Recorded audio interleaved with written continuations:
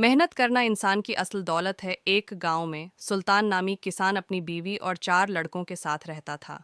सुल्तान खेतों में मेहनत मजदूरी करता था और अपने कनबे को खलाया करता था, लेकिन उसके 4 लड़के सुस्त थे, जो इसी तरह गांव में घूमते थे। एक दिन सुल्तान ने अपनी अहलिया से कहा कि मैं अभी भी खेतों में काम कर रहा हूँ, लेकिन मेरे बाद इन लड़कों का क्या होगा?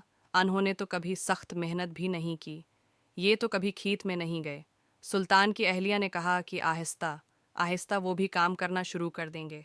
वक्त गुजरता गया और सुल्तान के लड़कों ने कोई काम नहीं किया। एक दफ़ा सुल्तान बहुत बीमार हो गया।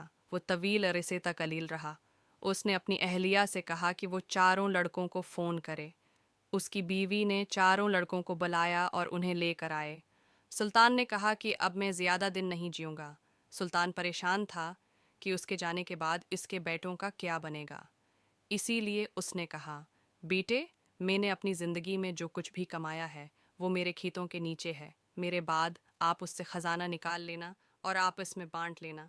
ये सुनकर 4 लड़के खुश हो गए। कुछ देर अरसा के बाद सुल्तान की मौत हो गई। सुल्तान की मौत के कुछ दिन बाद उसके लड़के दफनशदा खजाना तलाश करने के लिए खेत में गए थे।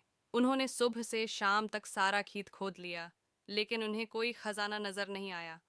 लड़के घर आए और अपनी वालदा से कहा, माँ, बाप ने हमसे झूठ बोला, हमें खेतों में कोई खजाना नहीं मिला। उसकी वालदा ने कहा कि आपके वालिद ने अपनी ज़िंदगी में ये मकान और खेत कमाया है, और अब तुम सब ने खेत खोद ही लिया है, तो इसमें बीज लगाओ। इसके बाद लड़कों ने बीज बोया और माँ की हदायत के मुताबिक पानी दिया। कुछ अरसे के बाद फसल पककर तैयार हो गई।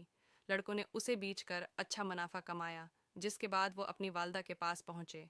वालदा ने कहा कि आपकी मेहनत ही असली ख़जाना है। यही बात आपके वालिद आपको समझाना चाहते थे। कहानी का इखलाकी सबक हमें काहली छोड़कर सख्त मेहनत करनी चाहिए। मेहनत करना इंसान की असल दौलत है।